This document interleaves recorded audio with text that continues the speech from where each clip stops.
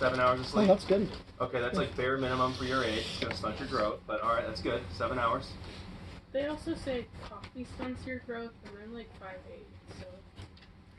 I mean, you could have been like 7'2". You never know. You and like Gal Gadot could have been like BFFs.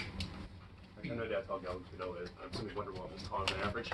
Alright, well, welcome everybody. Thanks for letting me come on down. My name is Tage. So you guys can all just call me Tage. If your parents are around and say like, oh dude, Mr. Clinton, that's fine. We won't get you in trouble with your parents, but for the most part, Tage is cool. Especially for today. We are talking about God. So that's awesome. Pastor Sean has given me 1 hour to talk about the infinite, almighty, omnipotent, unfathomable deity known as God, and we're already a few minutes behind. So don't worry, at the end of this, you're all going to walk out of here with the equivalent of an MDiv, and you can start telling Pastor Tim what's up. Couple things, just so you know who I am. We can maybe build some rapport here. I grew up going to a church down the road called Skokie Valley Baptist Church. I lived in Lincolnwood my whole life, which is right by Skokie. I went to Niles West. I am the last person who was a Niles West Indian, which means nothing to any of you, because you've all known them as the Niles West Wolves. Most likely you've known them as the zero at the end of a football or basketball game, because we stink at sports.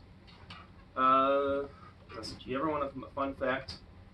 In 2011, I was a semifinalist in the National Foursquare Championships. Yeah, in a little game you play as a little kid, there's a championship for it. If you fly out to Brighton, Maine, you too can be a semifinalist. Okay, so we have a ton of stuff we're going to cover.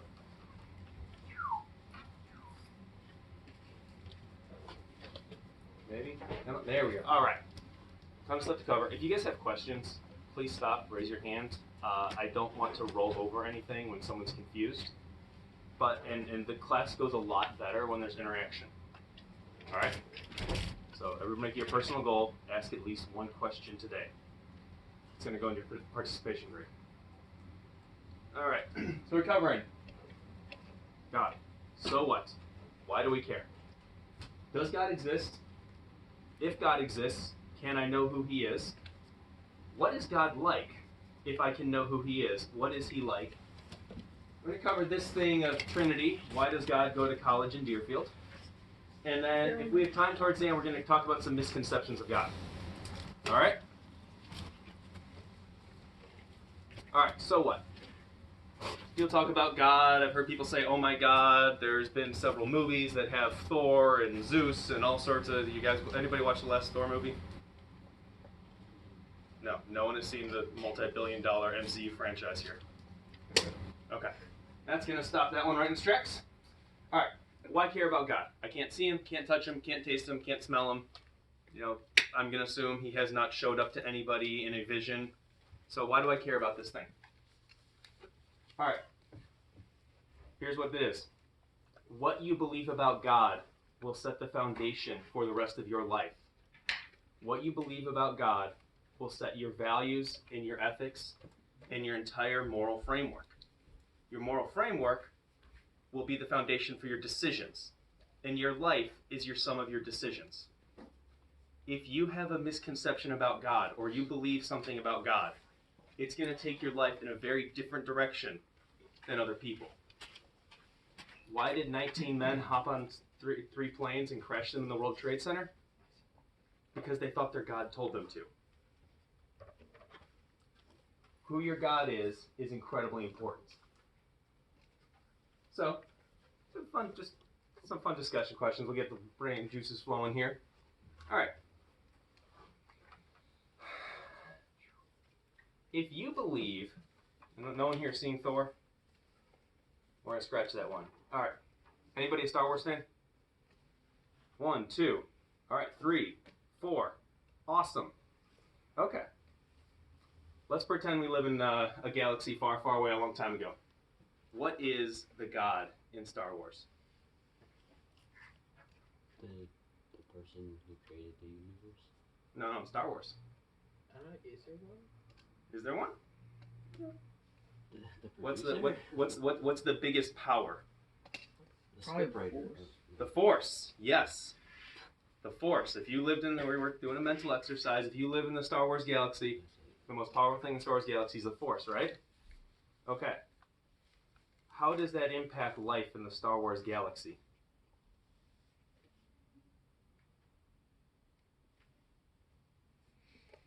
Like, it's what people want to be and like what they want to have, Okay, if you want to have the Force, and what you they're wanna gonna like follow other people who do it, and like they're gonna like believe more in the people who have the Force. Mm-hmm. And what's unique about the Force? The Force has how many sides? 2. 2, right? Okay. What are those sides? Light in the dark. Light and the dark. All right, we got the light side, the dark side. Now, what's interesting about this is in the Star Wars universe, the God has good and bad. What does that mean for the Star Wars universe? What are the impacts you see? What happens because there's a dark side? Well, people are always fighting on each side. People are always fighting on each side. Is the Star Wars universe a peaceful universe? No, right? They're like been at war for what? There's the Clone Wars, then there's Republic, then there's Rebellion, then there's the First Order. Like they have like 100 odd years of straight war where little planets are getting blown up, right? Because, and you can see, trace this with me, that God has an evil side and a good side. People can get very powerful, and almost anybody, right? Anakin was a no-name slave from a backwater place, right? And all of a sudden, because he taps into this dark side, he becomes a super powerful person that blows up multiple planets. What a God is, what you believe about God, has impacts for how you live your life. If there was no Force in the Star Wars universe, it'd be a very, very short movie. Anakin was born on Tatooine. He was a slave. He became a pretty good pod racer. He eventually crashed and died. That's it. Wow. Alright. So, what you think about God has major implications for your everyday life. It has implications for your morals, your ethics. It has implications for how you feel as a human being. Are you at peace? Are you worried? Are you nervous? If your God is a angry God, that's really hard to live under. If your God is a peaceful God, that's awesome. But it will determine your values, your ethics, your decisions, your hopes, your dreams. It's a foundational thing. Anybody got any questions or think maybe I'm being a little bit over dramatic?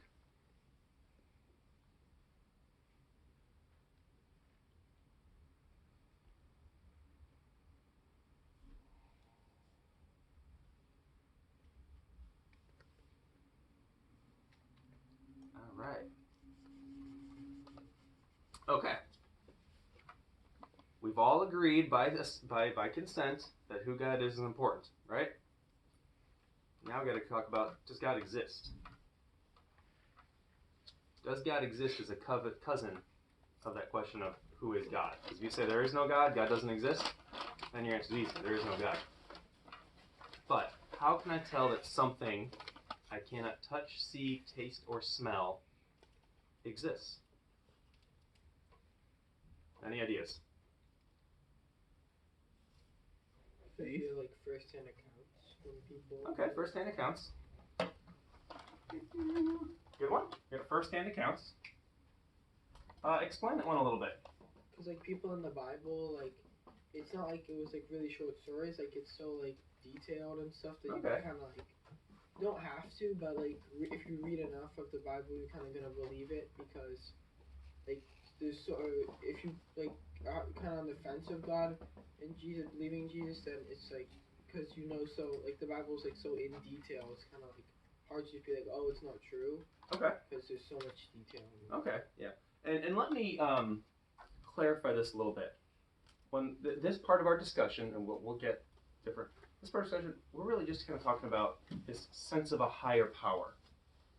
Is anybody familiar with the Alcoholics Anonymous AA thing? Hopefully no one's in it, but are you familiar with the general group and organization? Yes? Okay. Swallow, Annalise. And what is that? It's where if you're an alcoholic, you can go to this group and get support from them. Yeah. Awesome. That's it. You're an alcoholic, there's a group where you can go get support. They don't tell anybody, they don't broadcast it, it's a place where you can be safe. Now, what's famous about AA is they have a 12-step program. These are the 12 steps you go through in order to become break free of alcoholism. And one of those steps is you need to acknowledge a higher power. They don't tell you what it is, just something bigger than us out there. So that's what we're talking about right now. Something bigger than us, okay? All right. How else can we know that there's something bigger than us out there?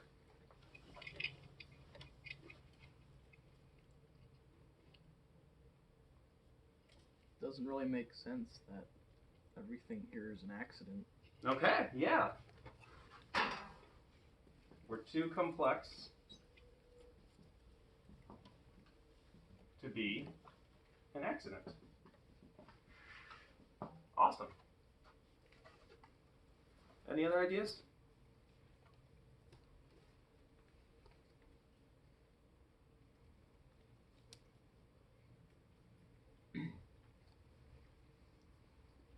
All right. Well, let's go through, and I'm going to explain everything there is to know about philosophy, and you can go tell Dr. Firestone that you never have to take his class ever again. So we kind of hit this one. How do we know there's an existence of God? We got first-hand accounts. We got life is very, very complex. All right. There are usually what we call 5 classical arguments for God. There's the concept of the God-shaped whole. There's the concept of moral law. There is the what we'll call cosmological argument, dealing with creation and space. There is the teleological argument about the complexity. And then this one's my favorite. It's the ontological argument. And honestly, it's a very confusing philosophical argument that we won't spend a lot of time with, but go ahead and harass Dr. Firestone about it for the next 12 to 18 years, however long you feel like it. All right. Everybody got that written down?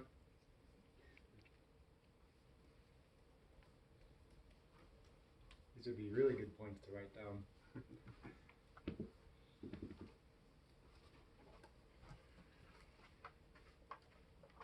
All right. Don't worry, if you don't have it written down, just put a little number 4, number 5, and we'll get to them a little bit later. Circle it in your notebook so you can come back and fill it in. All right. Moving on. God-shaped whole. This deals with the general concept that I'm going to say all humans. Now, I understand if you guys take a stats class that you guys know the bell-shaped curve, and you reach way, way out to the extremes, and there's always like some random outlier that prevents you from saying everybody. We're going to go like within 7 standard deviations. So 99.99999999999 humans have this sense that there's something bigger out there. Every human society, if you go to the Field Museum, if you go to any college anthropological department, there's always something dedicated to a higher power. There's always some form of a religion, of a god, of a thing. Humans seem to be innately wired to understand that there's something bigger out there. Sometimes that shows up, and we see this stuff in worshiping the moon, or worshiping the tides, or it shows up in carrying around a lucky rabbit's foot just in case, or the concept of karma. But humans are wired to think that there is something bigger out there. And the question becomes, why would we have this desire that something bigger is out there if there wasn't something bigger out there that put that desire in us? That something bigger is what we would define as God. Any questions on this? Calls the God-shaped hole. Inside me something is missing, and that something missing is something bigger than me, God. All right. Number 2, moral law. This one works that every human has a sense of right and wrong. We just go ahead and put every piece of human activity on a chart. Everybody has some point where they will draw a line and say, this is wrong, and this is right. Now, everybody will draw that line in a different place. Some people say, the line's here. Some people say, no, the line is here. Some people go, maybe here, maybe here, maybe here. Everybody has a line in a different spot. But if you talk to everyone, you can come up with a thing that they will eventually define as wrong. Some people go, look at kind of maybe a Buddhist philosophy, you go, it is wrong to damage plants because they are living beings. Okay, that's somebody who draws this way over here. Or you can go to some sort of horrific, state penitentiary on death row and talk to some horrific messed up person who goes, yeah, no, it's just really wrong to kick a puppy and light them on fire. Kicking's fine, fire's fine, the two together, that's bad. But every single person has a line.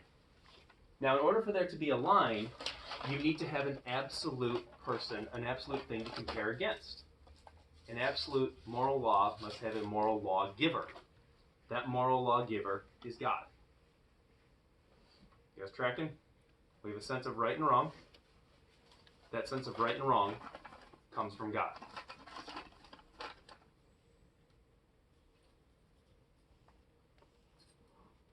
All right, and I have talked to Pastor Sean. He has these notes that he can email out to you guys afterwards, so you don't need to worry about writing down every single thing. All right, cosmological arguments. This generally consists of the universe had to have some sort of beginning. Good question. What year are we in right now? 2023. 2020. Okay, what year was it last year? 2022. How about the year before that? 2021. How about the year before that? 2020. Yeah, how about the year before that? 2019. Okay. You guys could probably imagine that if we sat here for a really long time, what would we eventually get to? 0. What? 0? Okay, what happened before the year 0? The year 0. I wasn't born back then. I don't know. What was before the year 0? -1. Yeah, -1. We call that BC. Or BCE in modern parlance. But what was before -1 BCE? -2. -2, -3. So we have two options in this case. One, you guys know this is big numbers, right? You can go forever negative or forever positive, right? If you've ever had the misfortune of taking calculus, you will eventually have some class that talks about a limit to negative infinity. It's a pain in the rear. But there has to be something that started this.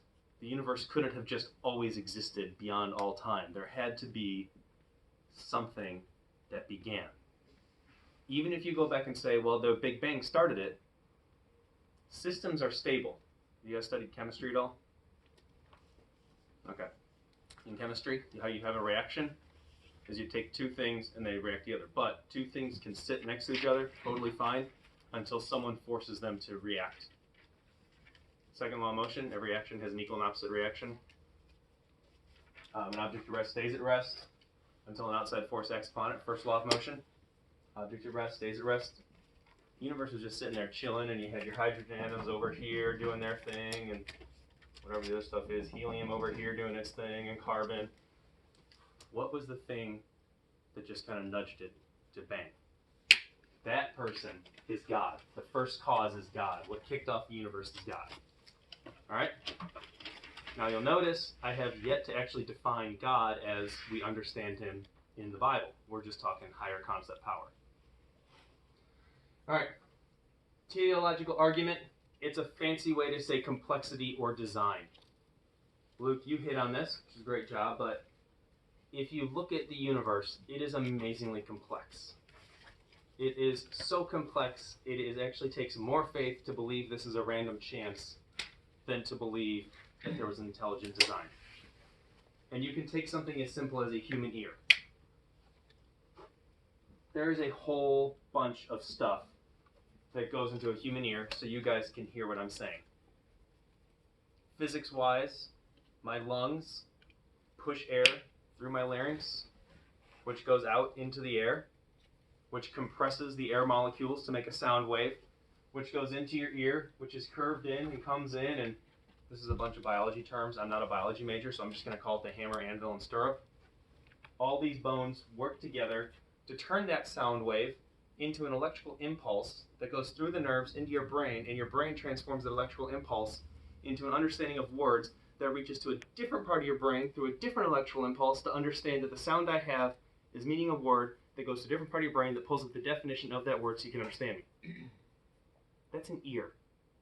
That's not even talking about like quarks and quantum particles and eyes and bodies and oceans and tides and the way that everything moves together, or the way asteroids operate. Like, this is, world's complex. It's so complex, it had to have a designer. That designer is God. Got it? Okay. Okay. Ontological arguments. Woo. All right. This one, Dr. Firestone, but it's nuanced, it's thoughtful, it's confusing. And honestly, we're just going to punt on it right now for time. But basically, it's the thought that there is a being out there called the being that no greater can be conceived. The biggest, awesomest thing out there. But, here's a question. Is it better, is it more impressive to exist in theory or exist in reality? Or what to exist? Anything. Probably theory, because then like you're gonna have true, like if people see you existing, then like they're gonna easily go to it. But like theory is gonna show you like true followers, like people who are actually gonna like support you, just not because like you're cool, but because they know it's actually true and they can believe. Okay. What would be cooler? If I have a picture of a lightsaber or I had a real lightsaber? Which one would you guys want to touch and play with? Real one. The real one. Okay. Was it better to have a theoretical straw that might be in the bag, or better to have a real straw that came and you can drink out of it? And at least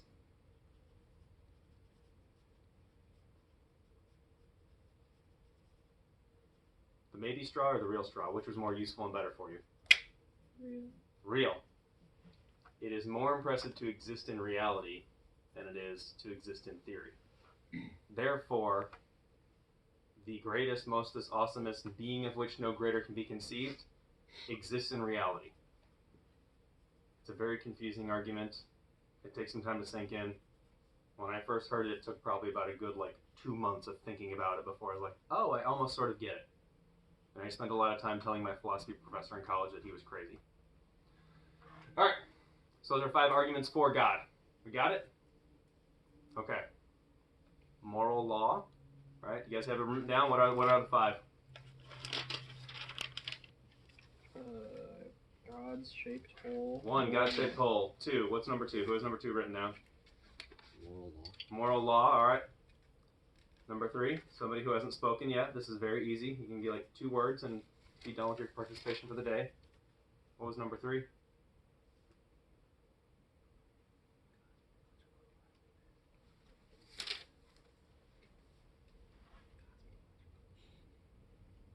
Oh, cosmological There argument. you go.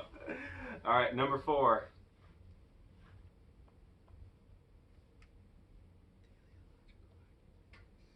Teleological argument. All right, awesome. On a roll. Number 5. Ontological argument. Score! All right. This is a man who's clearly paying attention and has this all nailed down. Or a man who has exceptional wisdom and where to sit. I want to take a quick pause right here. How many of you have taken biology? All right. How many of you have had to take any sort of science? How many of you have ever had or are scared of having the awkward conversation with your friends about evolution versus God and how evolution proves God doesn't exist? My friends all believe in that. Your friends? Okay, that's awesome. Oh, that's great. That is wonderful. All right. So I say to read just a quick note on God versus science. Does science disprove the existence of God? So on one hand, if somebody goes, there was a worldwide flood, and then people go, well, no, you look at the fossil record, and it's all... Okay, quick answer is no. Science is a tool that measures how the universe operates. When we talk about God, we're really dealing with why does the universe operate. It's a little bit like trying to measure length with a thermometer. Will a thermometer ever tell you how long something is? Did you know how long the thermometer is? Okay, so you can use the thermometer to be like, well, I am 12 thermometers tall. But not really the best thing to use, right? Science are the same way. The scientific method is wonderful. The scientific method is great. I love the fact that there's ibuprofen, and I have an internal combustion engine, and I'm a huge fan of the internet. All of those things are thanks to science, but science does not disprove God. Also, science does not prove God. It just tells you that this is how stuff works. Okay. Attributes of God. Doing a quick recap here. Alright. We're doing alright. Okay. 2 big things you guys should have so far. Just want to recap where we're at. 1, what I think about God is the foundational assumption of my life. This is why I should care. Why you got out of bed this morning. Why you're sitting in this class. And if you got out of bed because your parents dumped cold water on you, this is a bonus reason to get out of bed. What you think about God and what you think about Jesus is going to be the most important decision you make in your life. And hopefully we walked through and said, okay, I will buy your premise that there is a higher power. Alright? For the sake of this class, we all agree there's a higher power? Alright, we went through 5 reasons, and you know, if you have questions about that afterwards, come see me, come see Pastor Sean, come see the elders, come see the youth leaders. We're more than happy to talk to you about this. But, how would I define, what is this higher power like? He exists, that's wonderful, but, so we got a higher power. Am I dealing with Darth Sidious? Am I dealing with Santa Claus? Am I dealing with the Easter Bunny? What is this higher power like? As we kind of talked about, whatever that higher power is like has some major foundational implications for our world.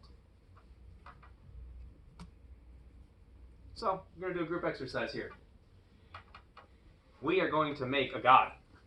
What should that God be like? And trust me, this is going to be a lot better when you guys actually say stuff out here. So, if you had to think about what I want God to be like, I'm going to make something. This is going to be my universe. What sort of attributes, what should that God be like?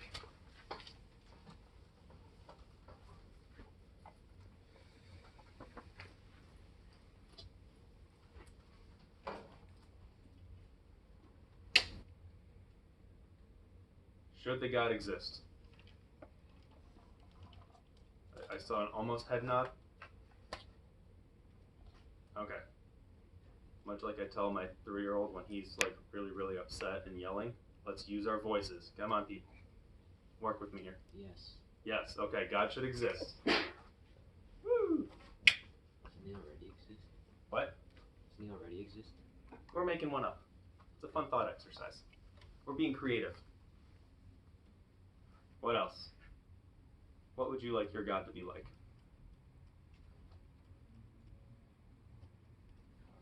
Powerful. Okay, powerful is a good one.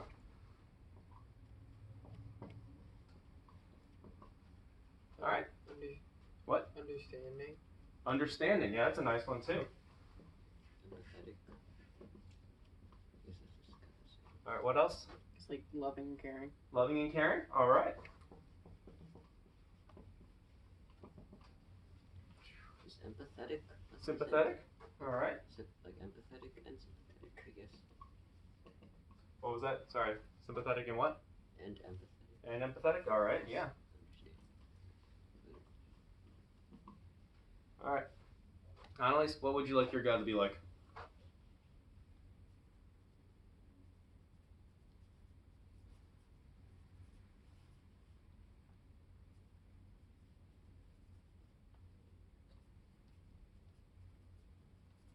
Relatable.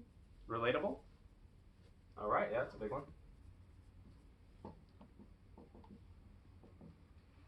Luke? Unchanging. Unchanging? All right. All knowing. All knowing?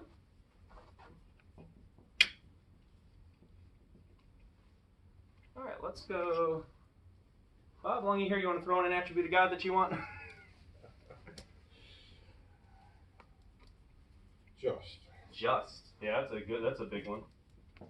All right, Pastor Sean. Accessible. Accessible. All right.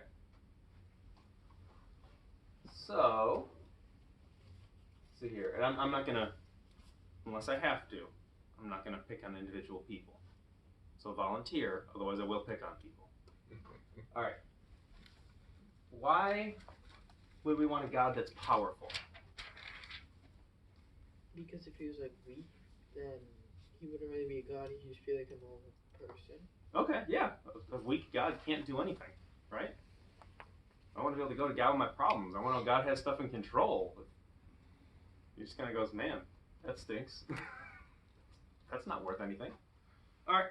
What about, why did we put relatable? Why do we want a God that's relatable?